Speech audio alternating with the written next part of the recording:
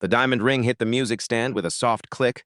200 of Manhattan's wealthiest people turned to watch a janitor get destroyed. "Play this piano," Vivian Hartley said, her smile sharp enough to draw blood, "and I'll marry you, right here." Tonight, laughter rolled through the ballroom. Phones came up. Someone whispered, "This is going to be painful." The man in the cleaning uniform said nothing. He set down his mop, removed his work gloves slowly, one finger at a time, and folded them next to her ring. Then he sat down at the $186,000 Steinway and played it wrong, badly wrong. The room howled, but in the service doorway, an old security guard had stopped breathing because he was watching those hands, and those hands were not failing. Those hands were choosing. 4 seconds of silence, then he started again. The piano was out of tune, not badly, just enough that someone who didn't know music would never notice. A quarter tone flat on the upper register. A slight drag on the sustain pedal when you pressed it past the halfway point. The kind of imperfections that accumulate when an instrument has been ignored long enough. Elijah's noticed everything. He always had. It was 1:47 in the morning. The storage room on the basement level of the Hartley Club smelled like lemon cleaning solution and old wood and the particular stillness of a building that has been emptied of the people who think they own it. One bare bulb hung from the ceiling on a cord that swayed slightly whenever someone opened the door at the top of the stairs. The upright piano sat against the far wall, scratched along the base, missing its manufacturer's plate, the veneer peeling at the upper left corner where moisture had gotten in years ago, and nobody had thought it worth fixing. It had been dragged down here 15 years back when someone on the decorating committee decided it wasn't presentable enough for the lobby anymore. It wasn't. It was better than that. It was honest. Elijah sat down on the folding chair someone had left in front of it, didn't adjust the height, didn't warm up with scales or peggios or any of the preparatory rituals he'd learned at Curtis and then spent 7 years not using. Just placed his hands on the keys the way you'd place your hands on the face of someone you hadn't seen in a long time. Carefully, like you were testing whether they were still real. Then he played Chopin, Ballade No. 1 in G minor. The opening came out soft, a single C melody line in the right hand, each note placed with deliberate space around it. Not hesitant, precise. There is a difference between hesitation and intention, and anyone who truly listened would have heard the difference immediately. The melody asked something. Not of the room, of whoever was inside the music paying attention. The sound filled the storage room and moved through the shelving units, stacked with cleaning supplies and folded linens and cardboard boxes of paper napkins, and the 6 broken shelves that maintenance kept meaning to throw out and never did.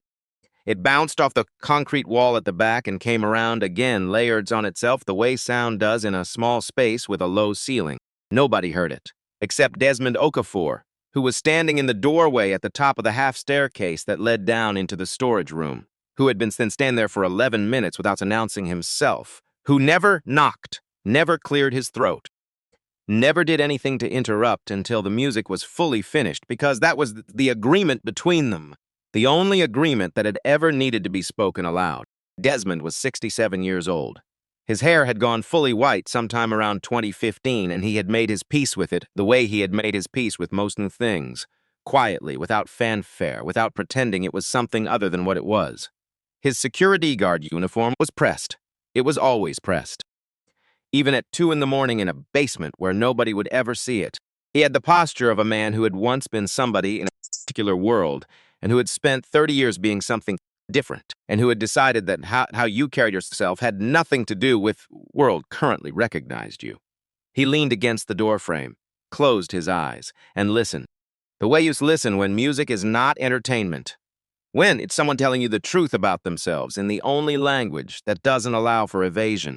Elijah's hands moved through the development section, the place where Chopin stops being lyrical and starts being urgent, where the left hand deepens and the right hand accelerates, and the whole structure of the piece starts testing its own foundations. His hands bore calluses from the cleaning chemicals, cracked skin along the knuckles from the dry winter air, an old scar on his right index finger from a broken mop handle 2 winters ago. None of it mattered once his fingers found the keys. The body remembered what the life had tried to make it forget. That kind of memory doesn't live in the mind. It lives deeper, in the tendons, in some muscle, in whatever part of a person persists below the level of conscious decision. 12 minutes. The piece ran 12 minutes when played at the tempo Elijah chose, slightly slower than the standard performance marking, because he wasn't playing for a metronome. He was playing for the truth of it. When the last chord decayed, I sat with his hands still resting on the keys, not moving, just breathing, letting the room return to itself. Desmond didn't applaud, never did. Applause felt wrongs in a space this size, this undeceived, he said from the doorway, quietly. Same time Thursday? Elijah stood, lifted the folding chair, and set it against the wall. Picked up his mop from where he'd left it, leaning at the bottom of the stairs. Yes, he said. That was all's, that was the whole of it, and it wasn't enough. He mopped the east corner first. Then the reading room on the second floor, where the Persian carpet needed to be vacuumed before the hard floor around it could be done properly, and where the Steinway Model B in the corner reflected the cleaning cart's reflection back at him in its polished ebony surface. He stopped beside it, just for a moment. Set one hand on the edge of the board, the cover over the keys without lifting it. Just the touch, just the contact. Did not touch something permitted to fully use, but cannot make yourself walk past entirely. Then he moved the cart forward and kept working. He was finished with the second floor by 4:10, changed out of his uniform in the staff locker room at 4:22, was on the sidewalk outside the service entrance on 63rd Street at 4:29, turning his collar up against the February cold. He didn't take the subway home, he walked, 41 blocks north. Through Midtown, where the streets were never fully empty, even at this hour, where the streetlights turned the steam rising from the grates into something that looked almost beautiful if you weren't too tired to notice. Through the transitions zone, where the buildings shortened and the bodegas replaced the boutiques and the sidewalks stopped being curated and became just sidewalks again. Through the blocks he had been walking his whole life, where the distance between addresses was also the distance between worlds, and where he existed in both and fully belonged to neither. He needed the cold. He needed the 41 blocks to be something he felt in his body before he arrived at the door. The building on 138th Street had 4 working locks on the front door, a freight elevator that ran on its own schedule, and a landlord who described the place as have character, which was accurate in the way that describing the weather as interesting is accurate. True, but not the whole truth. Elijah let himself in with 3 keys, the bottom lock always sticking slightly in cold weather. He pushed the door open with his shoulder and crossed the threshold into the particular quiet of a home where everyone is asleep and the only sounds are the ones that belong to machinery. The dialysis machine was against the left wall of the living room. It was as off now, dark and still. It ran 4 evenings a week for 4 hours each session, and on the sites it ran, the apartment had a different quality, a clinical hum underneath everything, a reminder of what time meant in this household, how it was measured differently here than in most places, what it cost. His mother, Nora Webb, was asleep on the couch that had become her bed because the bedroom was where Imani slept. And Elijah slept on an air mattress in the small alcove off the kitchens that had originally been a dining space and was now just where he kept the few things that belonged to him. The air mattress deflated slightly each night, requiring a brief reinflation each morning before he left, which he did automatically, without thinking about it, the way you stop noticing things that have been true long enough to become ordinary. Nora slept slightly upright even now. Even unconscious, her body carried itself with the discipline of a woman who had spent 22 years standing in front of children and believing that every detail of how you present yourself to the world teaches something, whether you intend it to or not. She had been a school librarian at a public school in Harlem. She had told her students every September for 22 years that the way you walk into a room tells people what you think of yourself before you say a single word. She had never stopped living by it, not through the diagnosis, not through the treatments, not through any of it. She was 54 years old. The illness had years to her face that her age hadn't yet earned. There was nothing to be done about that except look at the eyes, which were still entirely hers. Still sharp. Still watching everything. Elijah stood in the doorway between the living room and the kitchen for a moment, just looked at her. Then he went to the counter and started making coffee he would drink in the afternoon when he came back from his second job. The kitchen counter had 2 distinct territories. On the left side, his mother's medications in their weekly organizer, a notepad with the dialysis schedule and the names and numbers of 3 doctors, a box of the specific crackers Nora could tolerate when the treatments left her nauseated. On the right side, a stack of envelopes, 5 of them, college acceptance letters, all addressed to Imani Webb, Columbia, Princeton, Peabodyton Conservatory, Juilliard, and one from the New England Conservatory that had arrived just last week, all unopened, not because they didn't know what was inside. Amani had checked each decision online the moment the portals opened, as kids do now, sitting at the kitchen table with her laptop, reading the words off a screen rather than unfolding a letter. So they knew. Columbia, yes, with a partial academic scholarship. And a note from the music department to activate the full scholarship package, which was the point that made the financial arithmetic actually work. They required a recorded piano performance. A complete piece, performed by a skilled pianist. Amani played well. She had her family's ear, her grandfather's intuition for melody, her own instinct for composition. But she was not the right hands for what Columbia needed. The piece they had specified required a level of technical command that took years of dedicated training to build. There was exactly one person in this family with those years. Elijah looked at the stack of envelopes, then looked away, poured the coffee he wouldn't drink until afternoon, stood at the counter in the silence of 5 a.m., thought about $52,000. That was the other number, the surgery, the procedure, doctor. Kaufman had explained carefully over 3 appointments, using words designed to sound like options even when they weren't. The dialysis has kept Nora stable. It bought time. The surgery was the other thing. The thing that might mean she didn't need the machine anymore.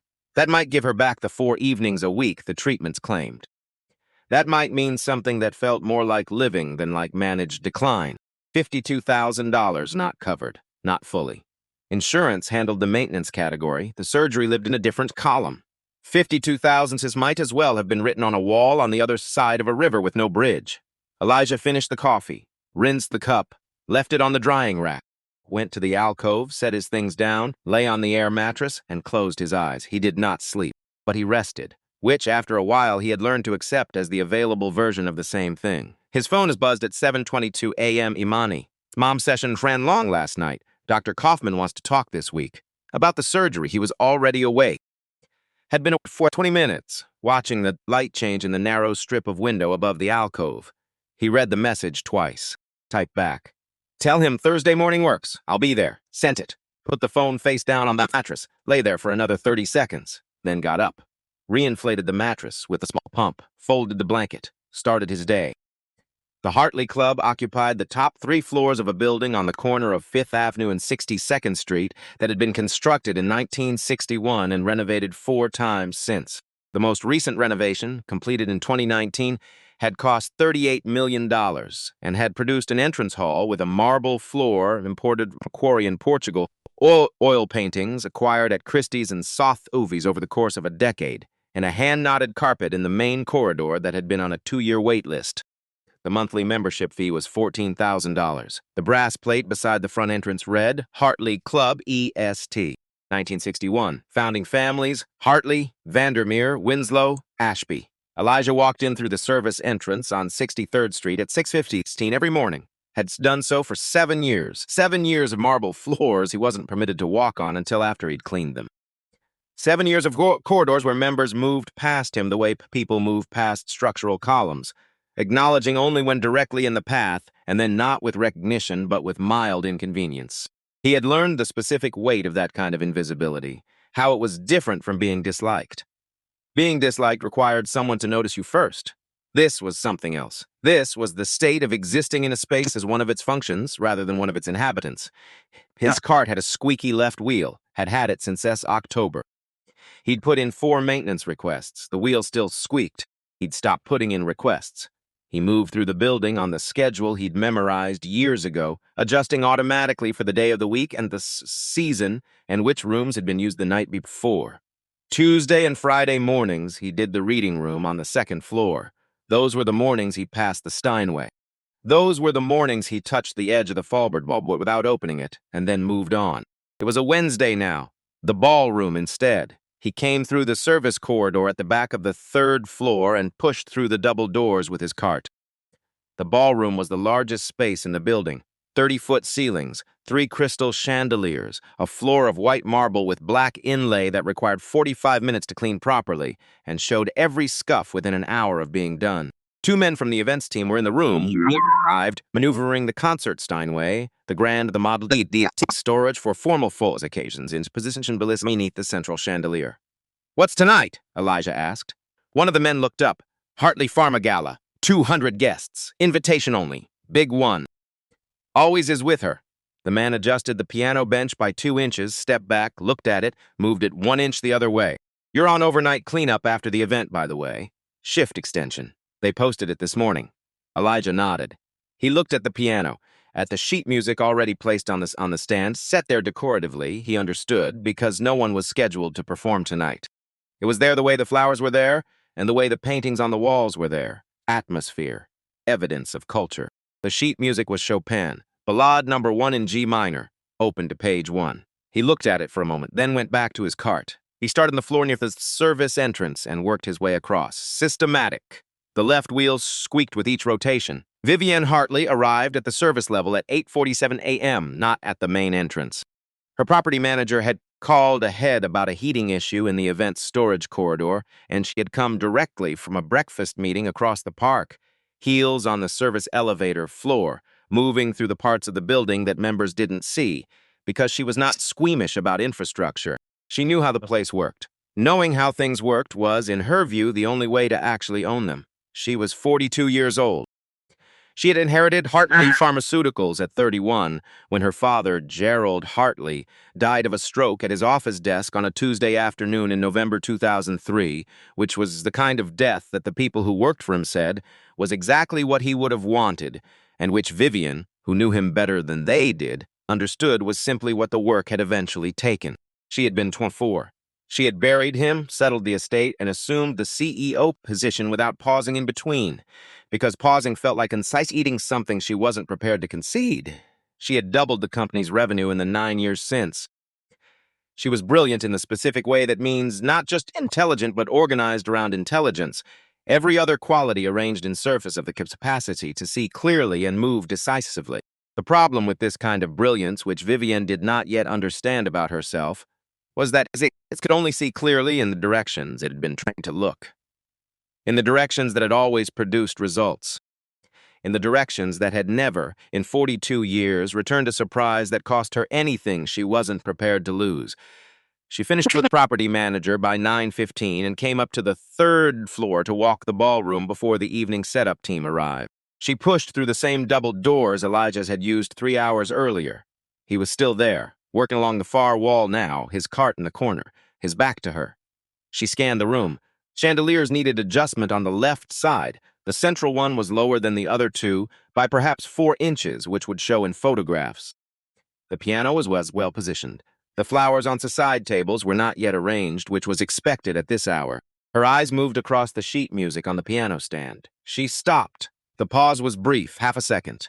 The kind of pause that doesn't look like anything from the outside. Then she continued scanning the room. She did not look at Elijah. He was there, the way the cart was there, the way the cleaning supplies were there. Present and functional, and not requiring attention. She took out her phone and called Rebecca Lowe, her communications director, to discuss the evening's photography arrangement. Elijah finished the far wall, moved the cart left. The wheel squeaked. She didn't look up from her call. He worked his way toward the service corridor, past the piano, glanced at the sheet music, kept going. She left the ballroom at 9:31. Neither of them spoke. There is a photograph. It lives in a box in the alcove off the kitchen in the apartment on 138th Street. In a manila envelope underneath tax documents from 2014 and 2015, and a birthday card from a girl Elijah had dated briefly in his junior year at Curtis, and a library card that expired in 2016, and a folded program from the senior recital he never gave. In the photograph, a man is standing in front of a building. He is wearing a yellow hard hat and a gray work shirt with the sleeves rolled to the elbow. He is grinning, the full version, the one that doesn't hold anything back, the way a man grins when he has just finished something he is genuinely proud of. The building behind him is tall and stone, the architectural detail above the entrance just visible at the upper right edge of the frame. Standing beside him, barely reaching his hip, is a 6-year-old boy, also grinning. Not because he understands what has been accomplished, but because his father is grinning, and at 6 years old, that's sufficient reason. On the back of the photograph, in his father's handwriting, clear, careful. The handwriting of a man who had been taught that how you write your name says something about how you value it. Hartley Club, June 1998. First real job. Did it right. Joseph Webb had been a structural ironworker. One of the best in his crew by the account of the men who worked beside him, which was the only account that mattered because those were the men who actually knew.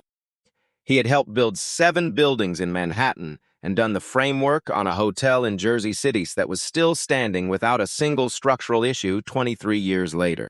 He worked with precision because he understood that the things he built would be climbed on and leaned against and trusted by people who would never think about the man who made them safe. The Heartline had been his first major project at 26. He had come home the evening the job was certified complete with the photograph and a bottle of ginger ale. He didn't drink, had never drunk, and sat at the kitchen table with Nora and talked about the building for 2 hours. The marble in the entrance hall, the height of the ceiling in the ballroom, the way the light through the upper windows in late afternoon and moved across the floor in a way that seemed intentional, even though it was just geometry and glass. Someday, he'd told her, while 6-year-old Elijah was already asleep in the next room, our boy is going to walk in there, not to build it, to belong to it. He had been right about the first part. He had simply been wrong about how the belonging would look, and from which door and at what hour of the morning. Joseph Webb died on a Wednesday afternoon in March 2014, a scaffold failure on a construction site in Queens. The investigation found that the rigging had been improperly certified by a subcontractor. The company that owned the site paid a settlement. Nobody was charged.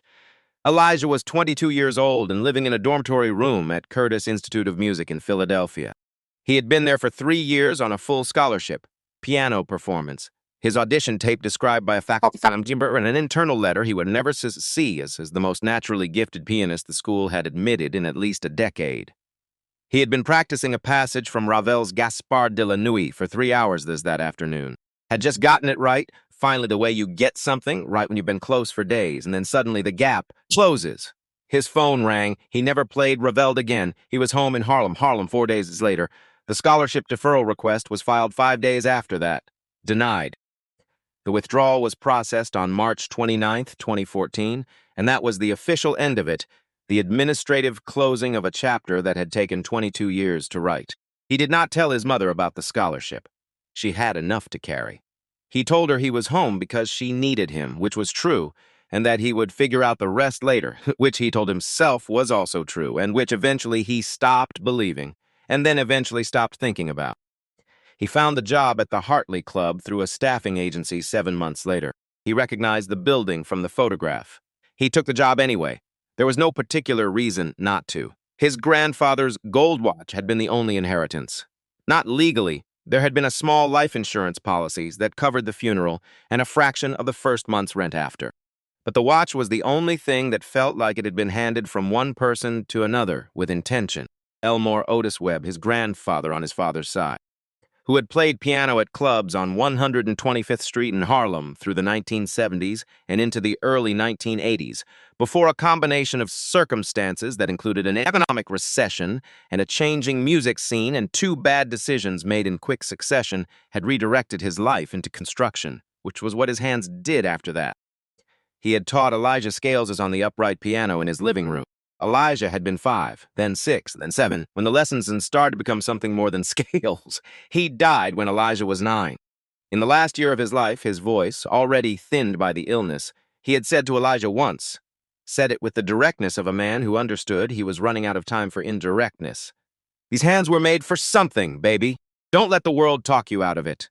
The watch was engraved on the back. Elijah had read it so many times he could recite it without looking EOW.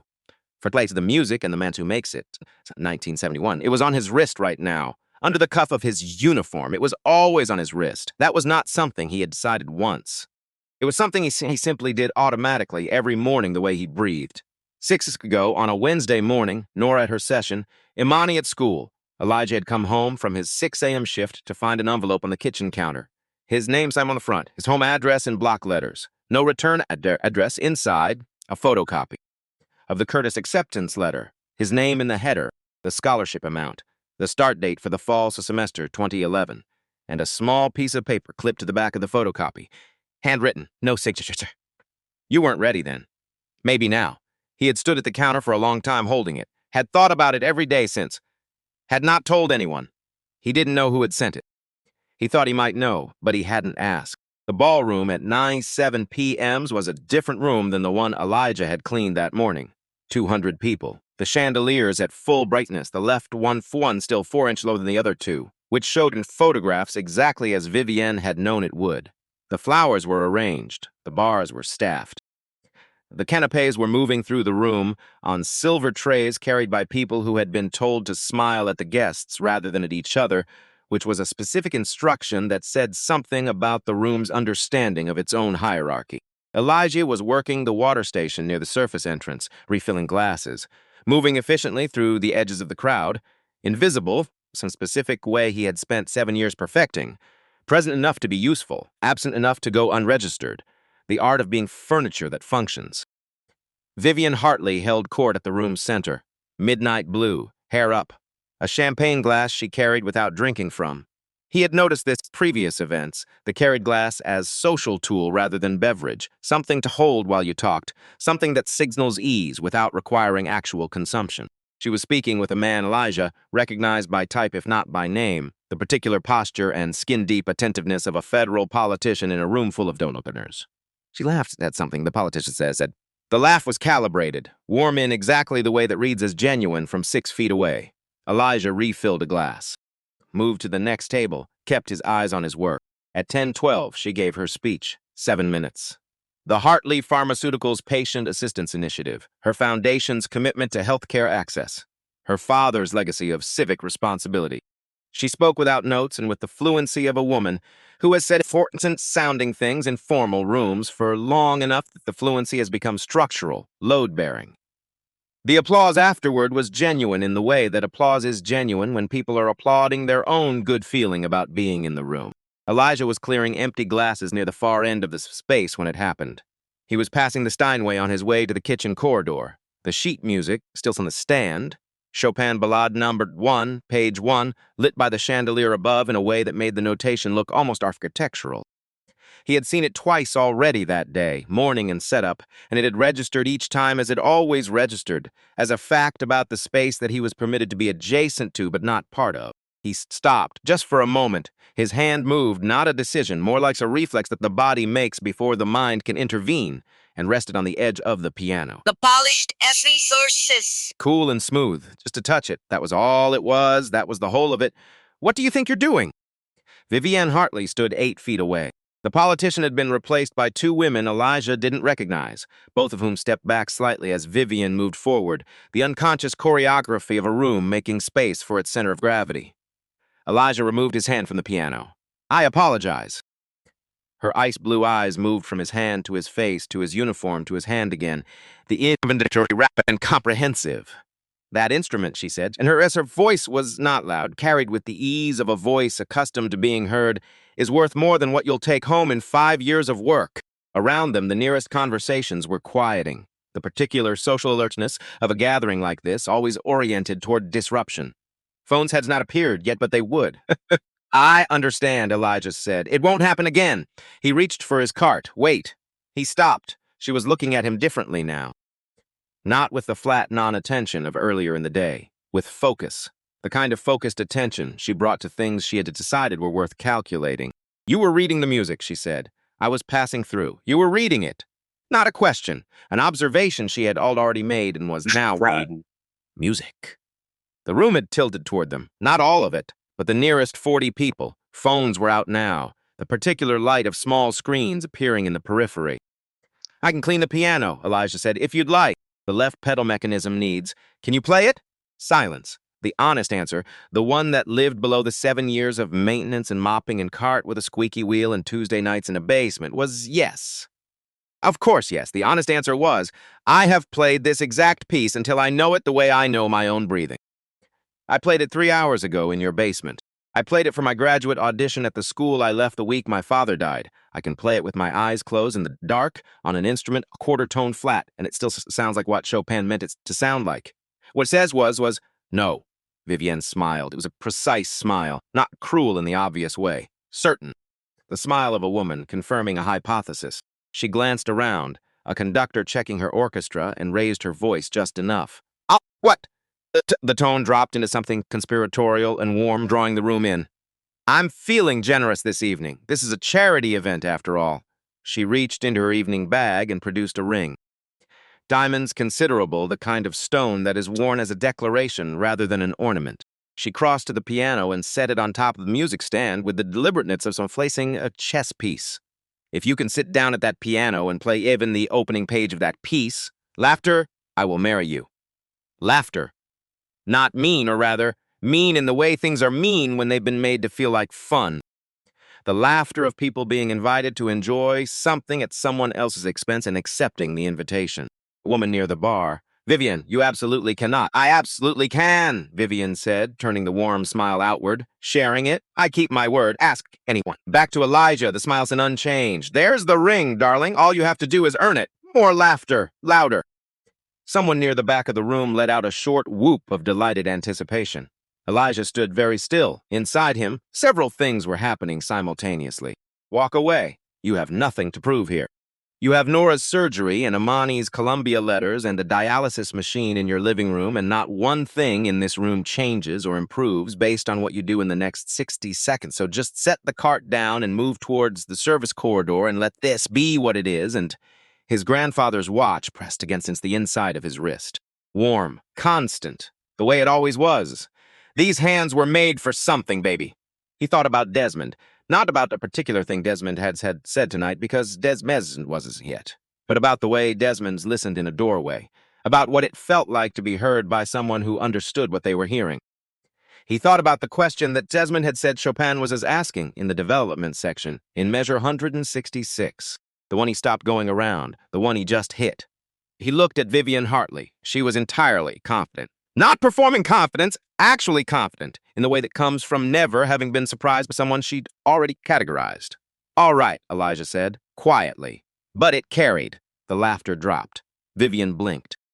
One blinks, small and fast, the only evidence of something she hadn't anticipated. I beg your pardon? I accept.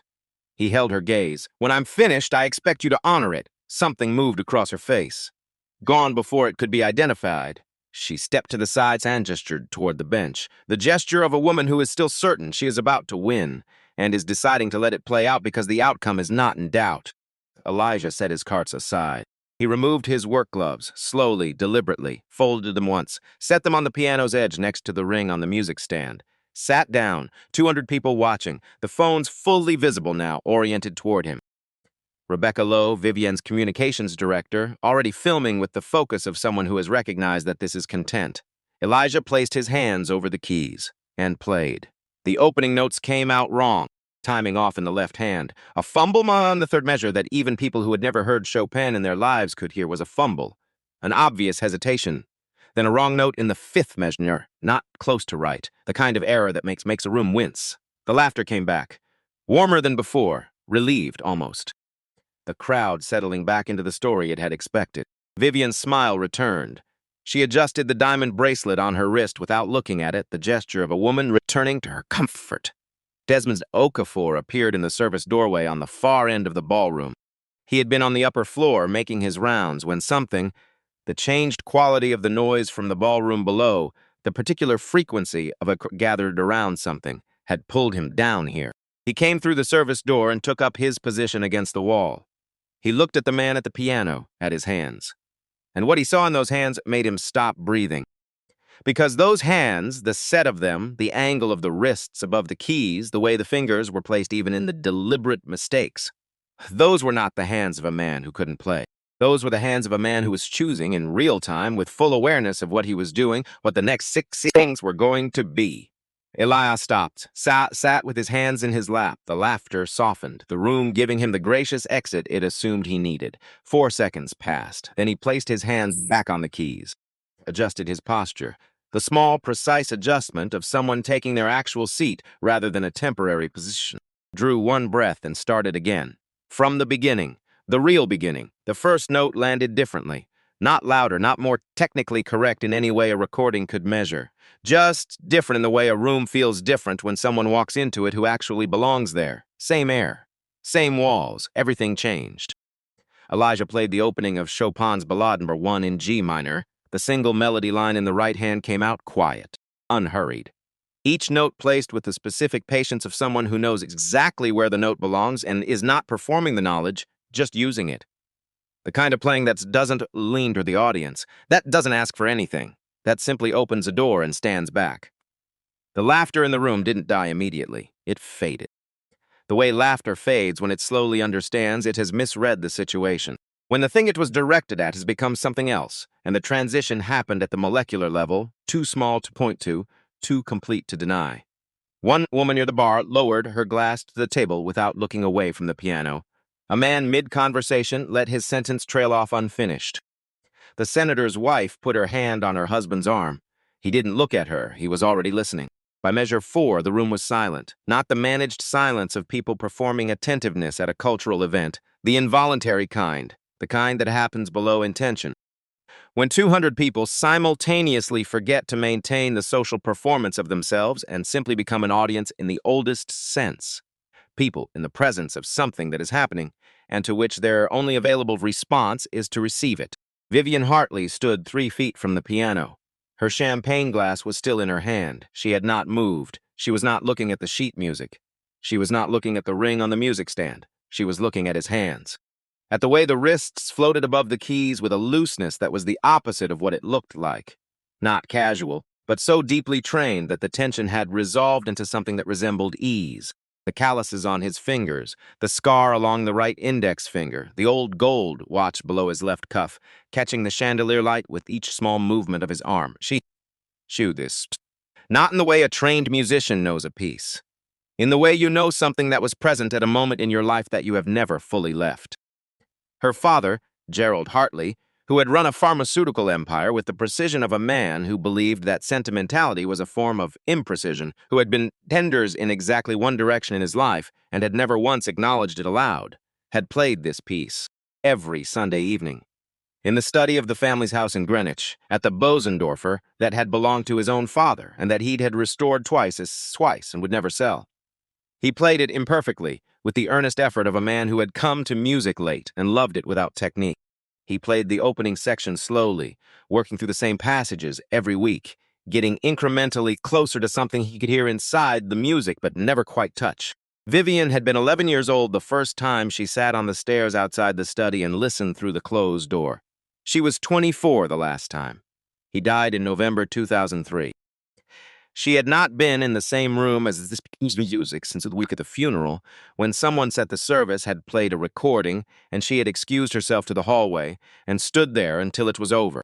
18 years. And now, in her own ballroom, a man in a cleaning uniform was playing it the way her father had always been reaching toward, with the fluency that lived inside the imperfect's Sunday evening version, the thing the music actually was, underneath all those years of trying. Stop, she told herself, not harshly, just firmly. The internal voice she used in boardrooms when emotion threatened to complicate something that needed to remain clear. This is not about him. This is not about you. This is a situation that has developed unexpectedly and you need to be thinking about. The developments began. She stopped telling herself anything. Her grip on the champagne glass changed, the knuckles whitening slightly, not from anger. From the effort of standing still inside something that was moving her. Because this specific music in this specific room, coming from those specific hands, was doing something she had spent 18 years making sure nothing could do. It was opening the study door, and her father was at the piano.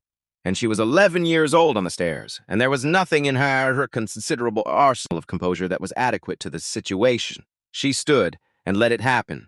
Because there was nothing else available to her. The development section of Chopin's Ballade No. One is where the piece stops being lyrical and starts being necessary, where the delicate opening melody is put under pressure and the question it was asking gets asked harder. The left hand goes from soft bass to something thunder foundational, the kind of bass that you feel in the sternum before you register it in the ear. The right hand accelerates into runs that seem to exceed what 10 fingers can physically do, until she'll hear someone playing them correctly and understand that the body has capabilities it only reveals under sufficient demand. Elijah's shoulders moved with it, not the exaggerated swaying of someone performing emotion for an audience. The involuntary movement of a body that has stopped being separate from what it's doing, the way a person leans into wind, the way breathing changes when the music changes. He was not playing for the room. He understood, somewhere below consciousness, that the room was there, that 200 people were listening, that phones were recording, that the woman who had challenged him was 3 feet away. He was not playing for any of that. He was playing because he had spent 7 years in a basement with an out-of-tune piano and a folding chair and a bare bulb and Desmond in the doorway, and the music had nowhere else to go. It had been accumulating for 7 years in a storage room and in a body that had kept practicing in the dark. And now there was a concert grand underneath his hands with perfect action and the acoustics of a 30-foot ceiling. And the music did not wait for better circumstances. The music went where the hands were. His grandfather's watch pressed against his wrist, the gold warm against his skin. He played. Desmond Okafor stood against the wall near the service entrance and not move. He was 67 years old. He had played jazz piano on 125th Street in Harlem from 1974 to 1986, which was the span of his professional life as a musician, before a hand injury in the winter of 1986 required 3 surgeries and produced the kind of recovery that the doctors described as successful and that Desmond understood as the end of a particular version of himself. He could still play. He could sit down at a piano and produce music that was recognizably good, but not at the level that had mattered, that had made other musicians stop what they were doing and turn around, that had filled small rooms in Harlem with the specific electricity of people hearing something true. He had spent 30 years making peace with that, not performing peace. Actual peace, the kind that takes years and costs something real and arrives not as resolution but as a decision you keep making every morning until one day you notice you don't have to decide anymore. He had found Elijah Webb 7 years ago, or Elijah had found him. It came to the same thing. Wednesday night late, the main floor corridor. Desmond doing his security rounds. A sound coming from the direction of the supply closet near the east elevator. Not the storage room. This was earlier in their arrangement, before Desmond found the room with the upright piano and understood what it could become. A sound like humming, but more structured than humming, patterned. A melody inside the humming, precise, repeated, the way musicians run as over a passage they're working out. He had stopped, had stood in the corridor and listened, and had thought, there's a musician in there. Not metaphorically, actually. Someone who understands music from the inside, who hears it as architecture rather than decoration, who hums as a passage the way another person would read it on the page. He had knocked on the supply closet door. Elijah had opened it, mop in hand, the look of a man caught doing something he assumed he wasn't supposed to be doing. Desmond had said, Desmond. Desmond. It was Monk. Round midnight, the bridge section. Silence, Desmond. Desmond, come with me. He had taken him down to the storage room, to the upright piano with its peeling veneer and missing manufacturer's plate. Had opened the fallboard and stepped back. Elijah had looked at it for a moment, sat down, had played 4 bars of something Desmond didn't recognize at first and then did. The opening of a Brahms' intermezzo, Op. 18, played from memory with the ease of someone recalling a song they'd known since childhood. Desmond had said nothing. That was 7 years ago. Now he stood against the wall of the ballroom and listened to those 7 years coming out of a Steinway Model D under a chandelier in front of 200 people in formal wear, and he felt the particular complexity of a man watching something he helped tend step into its full size. Not his, never his, but not nothing to do with him either. He put his hand flat against the wall, just to have something solid. Because the playing was extraordinary. Not just technically, though it was that, operating at a level that Desmond understood precisely and that most people in this room could only feel rather than quantify. It was extraordinary in the way that happens when technique and necessity arrive at the same moment in the same hands, when what a person has trained to do meets what they actually need to say. When those two things align, the music doesn't sound performed. It sounds found, like it was already there and the pianist simply uncovered it. He watched Vivian Hartley's face. Watched the moment he could see it from here when the certainty left her expression. When the architecture of the evening she had built in her mind encountered something it had not accounted for. He watched her grip on the champagne glass change, the knuckles. See, he had seen that look before, in different rooms, on different faces. It was the look of someone whose internal map has just stopped matching the territory. At the far end of the room, Rebecca Lowe's phone was shaking. Not from movement, from the number on the screen. She had started the live stream as content, a promotional instinct, the automatic documentation of anything that might play well online. She had expected 10 minutes of awkward fumbling and a witty exit line from Vivian and a clip that would fit 15,000 views and reinforce the narrative of Vivian as someone with a cutting sense of humor. She had not expected this. The viewer count had moved past 40,000 while she was still trying to understand that it was moving. Now she watched it climb in real time, 50, 60, 70,000. And she understood with the specific dread of a communications professional recognizing a narrative she didn't write and cannot control, that this was no longer a gala story. This was something else. She kept filming because stopping now would be absurd. But her hands, holding the phone, had gone cold. The cadenza arrived. In performance terms, the cadenza of Balazaza number 1 is the passage that reveals whether a pianist is playing police or living inside it. It is technically demanding in the specific way that means the conscious mind has to step back entirely and let the body do what the body has been trained to do, because the passages move fast than deliberate thought can manage. The left hand holds the bass while the right hand cascades upward in runs that should not be possible, and R, when executed correctly, not individual notes, but a single continuous thing, water over rock, momentum that has weight and direction and sounds like inevitability. Elijah's right hand exploded up the register. The Steinway responded the way the Steinway responds when someone plays it at this level, with a fullness that the upright in the storage room could approximate but never fully become. Each note rang clean and present, stacking into runs that dissolved into pure motion. His left hand went deep into the bass octaves, the successions resonating up through the piano's body, through the bench, through the floor, into the feet of everyone standing close enough. Someone near the center of the room said something. Whispered, barely audible, but in the silence that had settled over 200 people, the whisper reached the walls and came back. Oh my God, that was all. Then silence again, because no one wanted to be the one who broke what was happening. Count Alexander Nefak was sitting in a chair near the right side of the room. He was there as the guest of a pharmaceutical executive whose name he would later be unable to recall. He was 70 years old and had spent 60 of those years attending concerts. La Scala, Carnegie Hall, the Concertgebouw in Amsterdam, the Musikverein in Vienna. He had applauded artists whose recordings were now in national archives. He had sat in the presence of playing that redefined what he thought the instrument could do. He leaned forward in his chair. His wife beside him touched his arm. He didn't look at her. He was watching Elijah's hands with the focused attention of a man who has spent a lifetime learning to recognize something rare and has just recognized it. The touch, he said, very quietly, in the tone of a man stating a fact that has just revealed itself. Listen to the touch. Vivian Hartley's tears had started somewhere in the development section. She did not know the exact moment, could not have identified the measure. She became aware of them the way you become aware of weather you didn't notice arriving. It was raining before you knew it was raining. She did not wipe them. She did not look around to see who had noticed. She stood beside the piano she owned in the ballroom of the building her family had founded, and she let the tube down her face while a man she had publicly tried to humiliate played music that had lived in a closed room in her memory for 18 years, and she did not do anything to manage the situation because for the first time in a very long time she did not have the capacity to manage anything. The music did the development section's full work on her. She thought about the study in Greenwich, the Bosendorfer in the corner. Sundays evenings, from childhood into young adulthood, her father at the keys, imperfect and reaching and never quite arriving. She thought about sitting on the stairs listening through the closed door. She thought about the thing she had always meant to do, which was to walk into that study on a Sunday evening and sit in the chair beside the piano and simply find presence while her father played. She had always meant to. There had map.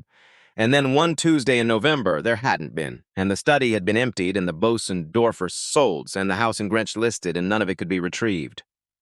She had not let herself think about this in years. She had built things instead, had expanded things, acquired things, structured and restructured and optimized and led. She had been exceptional at all of it.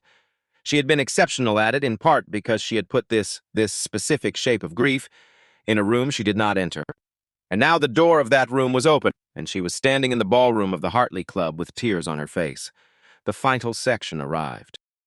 Chopin's answer to everything that had come before. The main melody returning, but not as it left, transformed by what the middle had put it through. The same notes carrying new weight, a statement rather than a question, but not a triumphant one. Something more complicated. The statement of someone who has looked directly at the assault and is now returning to ordinary life with that knowledge in their body. Then the acceleration toward the close. Elijah drove toward the final measures with the controlled force of someone who has been building to this for 12 minutes and knows exactly where the landing is. Both hands full, the bass thundering, the melody surging, the kind of ending that doesn't resolve so much as commit, a door not closing but swinging open, the final chord. Both hands, full weight, every string vibrating. The sound went up to the 30-foot ceiling and came back down, amplified, multiplied, the chandelier crystals stirring faintly in the resonance.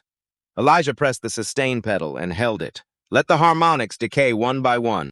Let the sound thin slowly, the way something true becomes undeniable gradually rather than all at once. Let each overtone find its natural end until only silence was left. The silence lasted 6 seconds, which in a room with 200 people is a duration that has to be agreed upon collectively, unconsciously, without anyone deciding. All 200 of them chose to hold it, to not break it, to let it be what it was. Then Count Novak stood up, slowly, with the deliberateness of someone who means the gesture rather than performing it.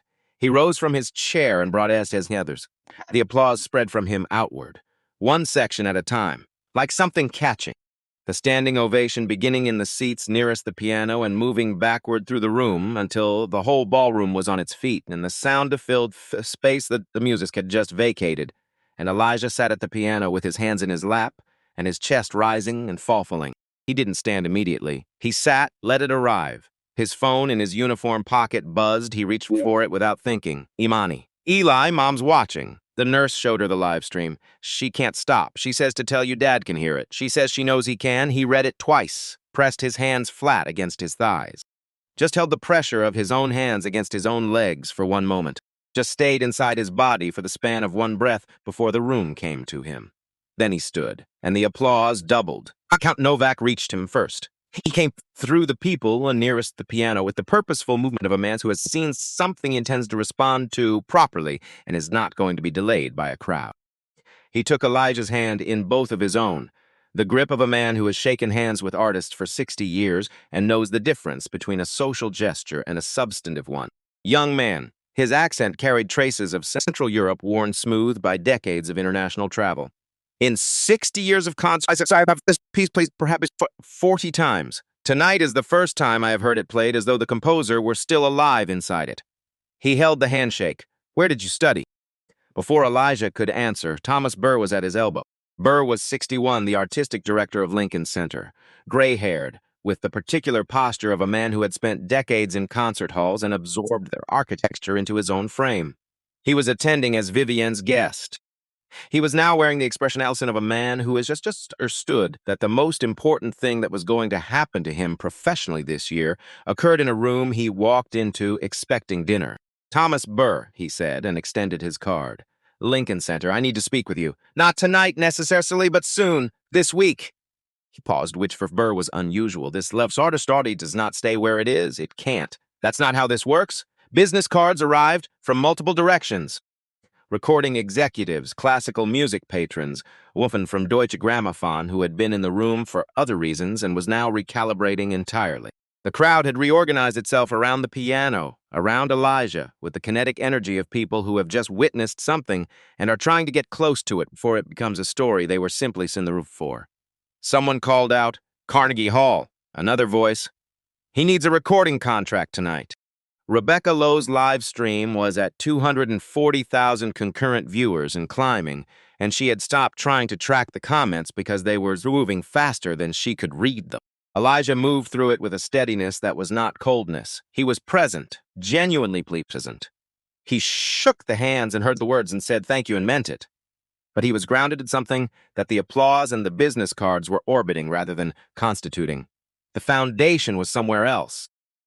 It had been built in a storage room at 2 a.m. over 7 years, and it was not dependent on what was happening right now. He was looking for Desmond. He found him at the edge of the crowd, near the service walls, in the same position he'd been in for the entire performance, not trying to get closer, not presenting himself for the room's recognition. Just there. The way Desmond was always just there, in doorways, at the margins, present and sufficient. Elijah crossed to him. The crowd parted without being asked to, the way crowds part for someone moving with direction. The two men stood facing each other. Desmond said, Ely, just the name, just one syllable. But in the way he said it, the weight behind it, the years of Tuesday nights and Thursday nights, and the storage room and the folding chair and the bare bulb, the word carried the length of everything that had preceded this moment. You were right, Elijah said. I'm usually right. Desmond's voice was rough in the way of a man trying to keep something from reaching his face. About this, I was especially right. Elijah looked at him. The letter, the Curtis letter, the copy someone sent 6 weeks ago. Desmond held his gaze. That was you, Elijah said. Not a question. Desmond was quiet for a moment. It took me 4 years to find a clean copy. Curtis purges their admissions records on a cycle. I knew someone in the administrative office who understood why I was asking. He shifted slightly. Then I held it for another 2 years because I wasn't sure you were ready to receive it. Why didn't you just tell me? Come to me directly. Because if I handed it to you, it was my decision about your life. If it arrived and you opened it and chose what to do with it, that was yours. He paused. I've been making other people's decisions for them. Spent 30 years doing it. Telling a young musician he wasn't safe for the stage because I knew better.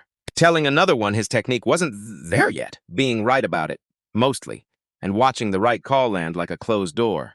He looked at the piano. Didn't want to be another door. The crowd was moving around them, the energy of the room shifting as conversations resumed, and the initial overwhelm settled into the particular animated buzz of people processing something extraordinary. My father, Elijah said. Desmond looked at him. You knew him. A pause, the kind that is its own answer before the words has arrived. Joseph Webb. Desmond Said the name carefully, the way you say the same of someone you knew well and haven't said aloud in a long time. Joe.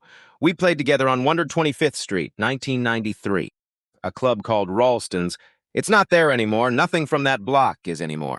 He played upright bass. I played piano. He stopped. He was good, really good. Not just technically, he had instincts. It hurts like music the way certain people hear it. From the inside out, could have gone further with it. Another pause. He didn't want to.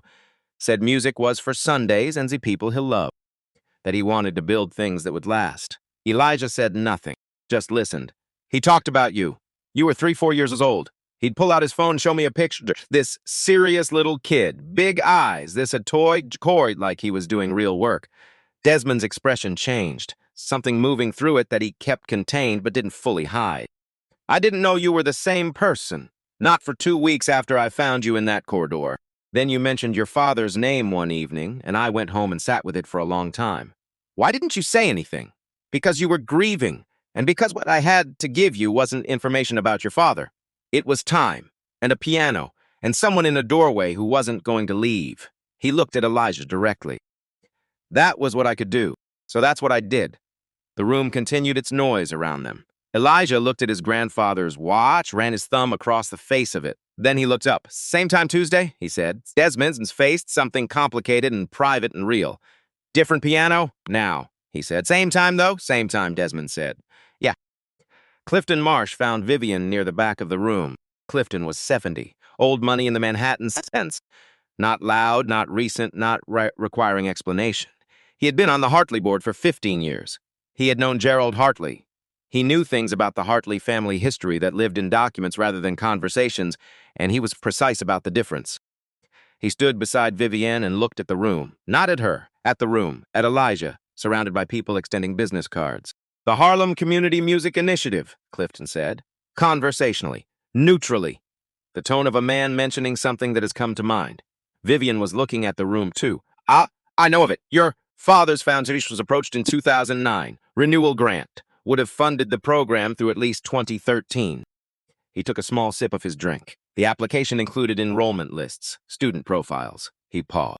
A 17-year-old named Elijah Webb appears on that list. His instructor's notes described him as the most gifted student the program had enrolled in its 5-year history. Vivienne was still? Your father declined the grant. Budget reallocation, the decline letter said. Clifton finally looked at her, not accusingly, simply directly. The look of a man who has decided that precision is more respectful than softness. The program folded 18 months later. He paused once more. Without that program, there's no documented record of his ability, no institutional support for a Curtis application, no safety net which his circumstances changed. He set his glass down on the nearest surface. I'm not drawing conclusions, I'm telling you what the documents say. He walked away. Not dramatically, just done saying what he'd come to say. Vivian stood where she was. The room continued around her. Conversations, laughter, the resumed noise of a gala that had been interrupted by something and was now finding its way back to itself. Rebecca Lowe was across the room, still filming, now capturing the reactions of various guests. Count Novak was speaking with someone who appeared to be writing things down, Vivian looked at the ring on the music stand, at the work gloves folded beside it. She thought about the difference between the ring and the gloves, what each of them represented about the person who had set them down. The ring was hers, a possession, chosen for what it communicated, worn as a statement of position. The gloves were his, a tool, worn for protection, set aside with the same care that she'd watched him fold them, which was the care of someone who does not take their tools for granted because they know what the work costs. She picked up the gloves, held them, set them back down exactly where they had been. Then she walked steadily out of the ballroom. She needed a room that didn't have 200 people in it, just for a few minutes, just long enough to put herself back in order. Though she already understood, somewhere below the part of her that was still trying to manage the evening, that the order she was trying to return to was a different order than the one she had walked in with. That something had shifted in the architecture. That some things once seen cannot be unseen, regardless of how efficiently you organize yourself around them. Elijah's phone buzzed again. A number he didn't recognize. He stepped away from the nearest cluster of people and read the text. Mr. Webb, Thomas Burr, Lincoln Center. I know he just spoke, but I want to be direct before the evening moves on and I lose you to other conversations. I'm extending a formal invitation. Artist residency, debut recital, full institutional support. The slot, the resources, the stage, whatever shape you want to take after that, we can discuss. Please call me tomorrow, whatever hour suits you. I will be available. He read it once. Read it again. Stood with it. Lincoln Center, his whole life, the part of his life that had existed before wanting things, became a luxury he'd set aside. Lincoln Center had been a building where he held a mop. He had cleaned its lobbies and its rehearsal corridors and the backstage areas where musicians left their cases and their water bottles, and occasionally their nerves before going out to play to audiences, who paid more for a single ticket than he made in a shift. He had mopped those floors carefully, had taken the work seriously, had understood that the building didn't care who cleaned it, and he had cleaned it as though it did. Now it was sending him text messages. He should feel something uncomplicated about this. Triumph. Relief. The satisfying narrative closure of a man who has been in the right place for the wrong reasons, only finally arriving at the right place for the right one. He felt something, real and large and not simple, but he also felt the dialysis machine in the living room on 138th Street, the stack of envelopes on the counter, the $52,000, his mother's face in a hospital bed watching a live stream on a small screen. He felt Desmond somewhere behind him in the uniform that was always pressed, with the hand that had known how to play piano before it didn't anymore, who had opened a storage room door 7 years ago because he recognized something in a corridor. He put the phone back in his pocket, looked at the room. Thomas Burr was near the piano speaking with Count Novak. The crowd was redistributing its initial density around the piano thinning as people returned to their conversations and their drinks and the social business that the gala had originally been organized around. Elijah walked to where Burr was standing. Burr turned when he approached. I got your message, Elijah said. Good. Burr's directness was its own form of respect. Are you considering it? I am. Elijah looked at him steadily. I need to ask you something first. Ask the debut. If we do this, I want real seats, good seats held for people from the community. Harlem, the Bronx, families, kids who play instruments, not the back rows. Not a symbolic gesture, good seats in the room properly. Burr held his gaze without answering immediately, turned the request over. That's a financial conversation with the board. I know. I'll have it. And one more thing. Burr waited. Front row. 5 seats. My mother. My sister. Desmond Okafor. He's the night security here. He's the reason this evening happened, and he needs to be in the front row in a suit, not a uniform. Elijah paused, and one empty seat. With the white roses on it, Burr was quiet for a moment that was not hesitation but consideration. The look of a man taking something serious. Done, he said. Elijah nodded. Then yes, he said. I accept. Burr extended his hand. Elijah shook it. And across the ballroom, through the crystal chandelier light and the resumed noise of 200 people finding their way back to the evening, Desmond Okafor watched from the service entrance. He had seen the handshake. He knew what it meant. He stood there for a moment, 67 years old, pressed uniform white hair, the posture of a man who has made his peace with most things, and he looked at the piano, at the ring still on the music stand, at the work gloves folded beside it. Then he turned and walked back through the service door. He had rounds to finish. Same as any other night, except not. Manhattan doesn't pause for revelation, doesn't slow its traffic or dim its streetlights because something true happened in a ballroom on Fifth Avenue. The city simply continues, trucks on the avenues, bodegas restocking, the subway running its roots beneath everything like a circulatory system that doesn't insult the sart about what it's fee-filling. Elijah walked home at 2:19 a.m. 41 blocks north. He needed the cold and the distance and the physical fact of pavement under his feet. Needed the transition from that world to his to be something he crossed on his own terms rather than something that happened to him in a cab or a train car. His phone had not stopped. The live stream had crossed 300,000 viewers before Rebecca Lowe ended it. By then, other recordings were moving through the internet on their own momentum, uncatchable. He turned his phone face down his jacket pocket and kept walking. He thought about Desmond saying, "There's Joe's voice," about sounds traveling through time in the bodies of the people taught by the people who made it. His grandfather playing piano in Harlem in the 1970s. His father playing bass on 125th Street in 1993. Desmond in a corridor in Tifu 14, hearing a 22-year-old hum Thelonious Monk while pushing a mop, and recognizing something. He stopped at 110th Street. An old man selling flowers from a cart at 2 in the morning because this was Manhattan and someone wasn't his seat. Elijah bought a white rose. Wasn't sure why, held it the rest of the way home. The apartment was quiet, Nora asleep on the couch. The kitchen light left on low. Imani's signal that she was waiting without wanting to make it obvious. She was at the kitchen table, laptop open, pajamas. She looked up when he came in. He sat down across from her, set the white rose on the table by between them. Desmond, dude, you dead. He said, "Went very still. Before we were born, they played music together. Dad on upright bass, Desmond on piano, a club on a 125th Street, 1993. He looked at the rose. Desmond recognized something in me 7 years ago in that corridor. Recognized it because he'd heard it before, in a different body. Imani's eyes filled. She pressed her lips together and breathed through it. "Okay," she said softly. They sat with it. The kitchen table that had been their grandmother's. The low light. The machine against the left wall. Imani reached across and put her hand over his. Then she opened her laptop. "I need to tell you something." The careful voice. The one she used when she'd done something she wasn't sure about. The Columbia recording. The piano piece they need for the full scholarship. He looked at her. Someone clipped the live stream, the first 4 minutes when you started for real. Clean audio, clear video. She turned the laptop toward him. An email? Open. From the Columbia Music Department. Timestamped 1:14 a.m. They reached out to me directly. They said they've reviewed the clip. She stopped, drew a breath. They said the recording requirement has been filled. Effective tonight. He read the email once. Let's read it again. The scholarship stands, Imani said quietly. He looked at the white rose. Looked at his sister. Her chin doing the thing it did when she was trying not to fall apart. The same thing their mother's chin did, probably the same thing their grandmother's chin had done. A line of dignified not falling apart stretching back further than any of them could trace. "Columbia," he said.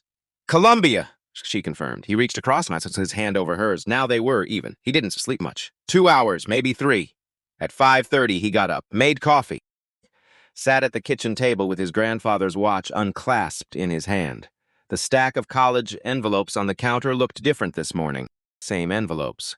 Different weight. The question inside them had been answered overnight. He read the engraving on the back, watched the way he had read it 10,000 times. Eco W. 4. The Music and the Man Who Makes It. 1971. Elmore Otis Webb, who had played piano on 125th Street and taught a 5-year-old where middle C was, and said these hands were made for something. "Baby," in the thinned voice a man running short on time. Elijah clasped the watch back onto his wrist, picked up his phone. He called Dr. Kaufman's office at 7:15. "I'm calling about Nora Webb," he said. "Her surgery. I wanted to confirm the legitimate status." Typing. A pause slightly longer than routine. "Mr. Webb." Her voice shifted. "I'm showing a donation received early this morning. Anonymous. The full procedure cost plus post-operative care through 30 days. He was quiet. "Your mother's surgery can be scheduled as soon as she's ready. Dr. Kaufman has openings beginning next week.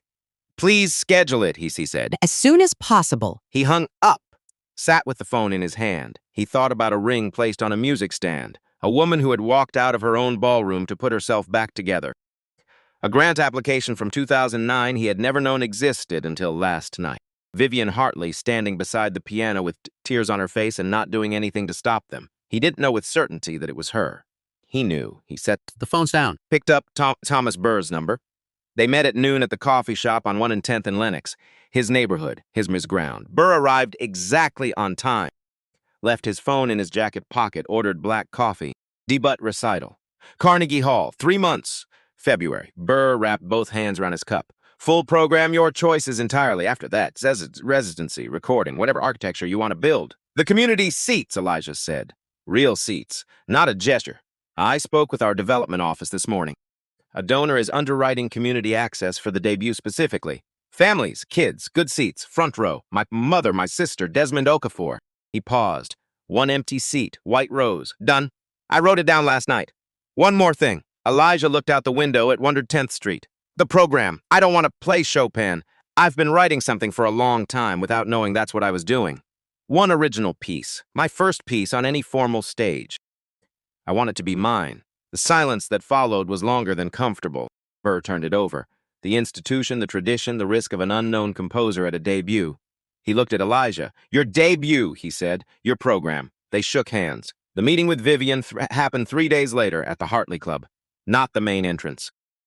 The service entrance, the same door Elijah had used every morning for 7 years. He had arranged to use the small manager's office on the 2nd floor.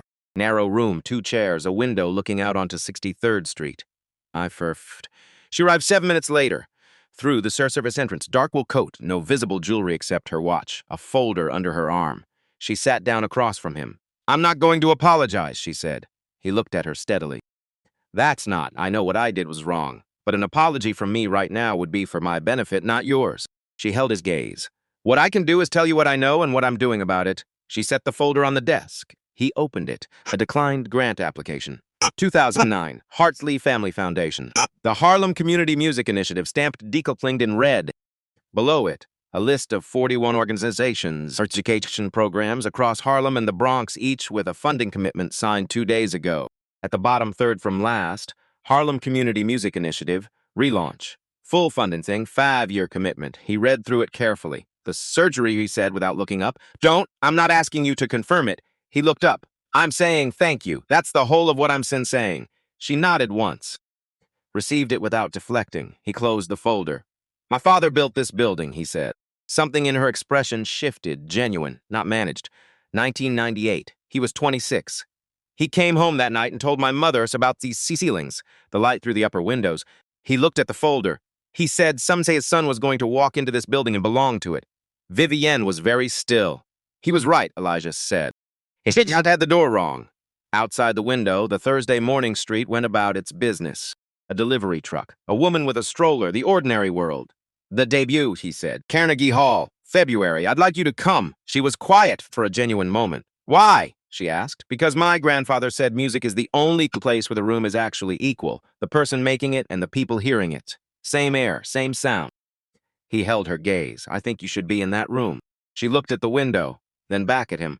I'll be there, she said. She stood, picked up the folder, paused at the door. Mr. Webb, my father would have been in that room too if he'd understood who was going to be at the piano. A pause. He was still trying to learn, right up until the end. He never quite got there. She left. Elijah sat for a moment in the narrow office in the building his father had built. Then he stood, put on his coat, and walked out through the service entrance onto the street. February, Carnegie Hall, on a Tuesday evening. The cold outside absolute and clarifying, the kind that makes Manhattan look precise under the streetlights. 2,804 seats. Sold out. In the orchestra section, 3 rows of complimentary seats. Families from Harlem and the Bronx. A woman who taught piano at a community center and had received calls 6 weeks ago about a retroactively approved grant.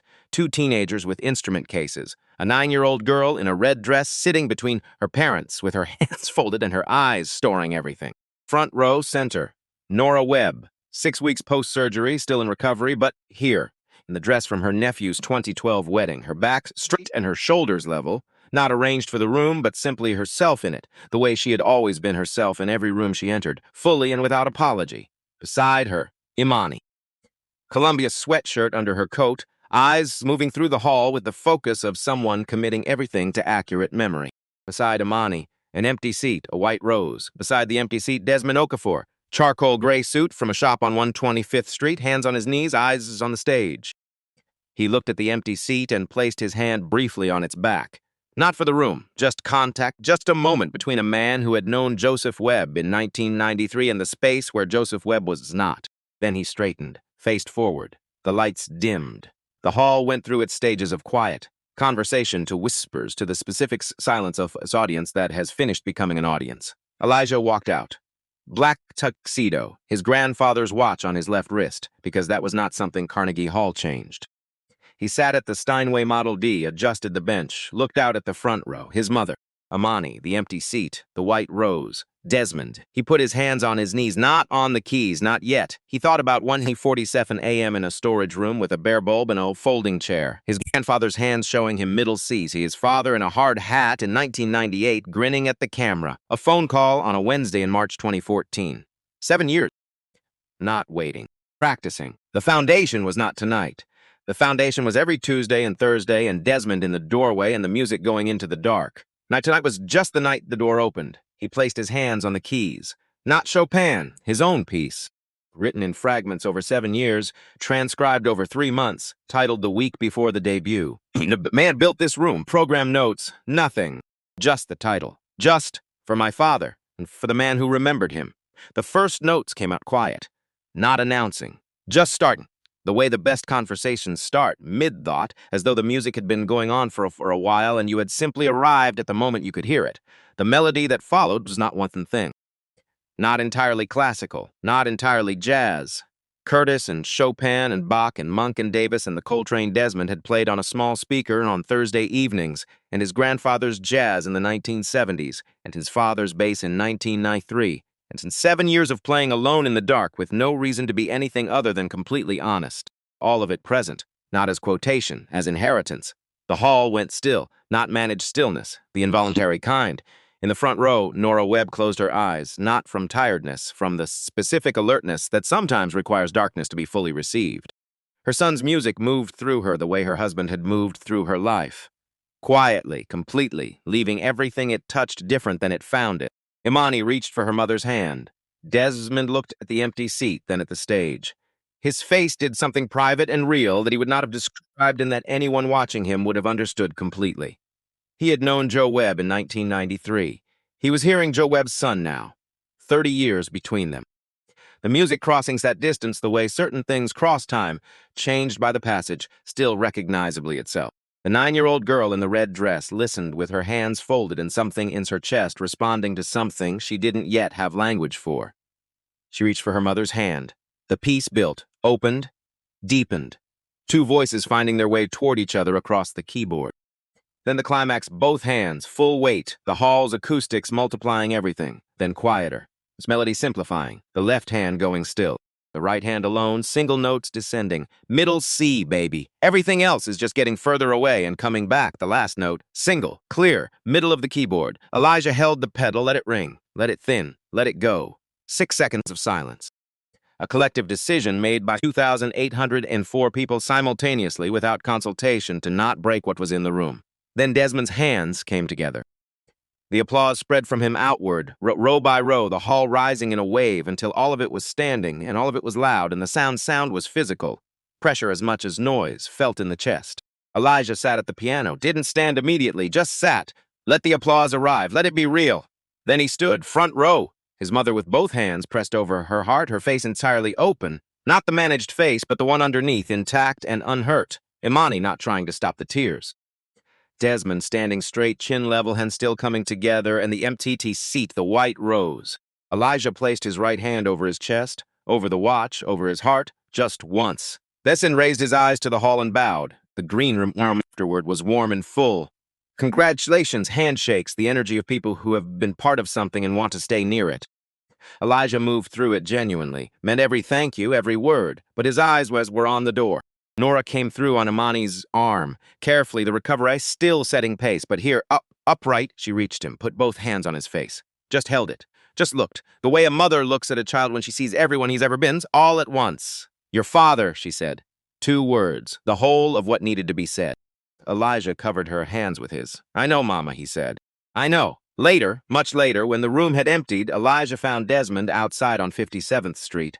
Standing on the sidewalk, hands in the pockets of the charcoal suit, looking up at the building. Elijah stood beside him. The city moved past. Cabs and pedestrians and the February cold, entirely indifferent to what had just happened inside that building. Manhattan is always indifferent. It is one of its most honest qualities. How do you feel? Desmond said. Elijah thought about it. Like, I've been trying to get somewhere for a long time, and I got here, and it turns out here is just a place. Pause. A good place, but a place. The ones who think the stage is the destination play differently, like they're holding on instead of giving. Desmond looked back at the building. You play like someone who knows the music is the thing, not the room it's in. That piece tonight, Elijah said. I've been playing parts of it for years in the storage room. Never the same version twice, always incomplete. He turned the watch on his wrist. Tonight it was complete. Because you finally played it for someone, Desmond said. Because I finally played it for everyone, Elijah said. For Dad, for Grandpa Elmore, for you, for Mom and Imani, for that 9-year-old girl in the 4th row. He paused. When you play for yourself, the music is as big as you are. When you play for everyone, it gets bigger. They stood with that. Same time Tuesday, Zoes, Elijah said. Desmond's face changed, the full version, the one that cost something to let out. Different piano now, he said.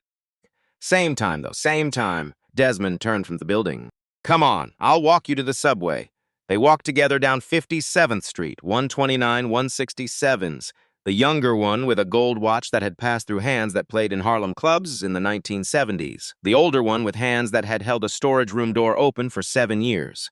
At the subway entrance, Issa stopped. Desmond stopped. Thank you. Not for tonight. For all the nights before tonight. Desmond looked at him. Your grandfather started it, he said. Your father kept it going. I just made sure it didn't stop. One hand briefly on Elijah's shoulder. The music was always yours. It was never anywhere else. He turned and walked back up 57th Stroll Street. Elijah watched him go. Then went down into the subway and took the train north toward Harlem, toward home. The white rose was still on the seat in the front row when the cleaning crew arrived at midnight. Someone placed it on the closed lid of the Steinway without quite knowing why. It simply seemed like the right place. In the morning it would be cleared away, but that night it rested on the piano in the dark. And if you had stood in the back of that empty hall and listened and really listened, you might have heard what Carnegie Hall holds in the hours after something true has moved through it, not imagination. Physics. The last note of the man who built this room, still imperceptibly there.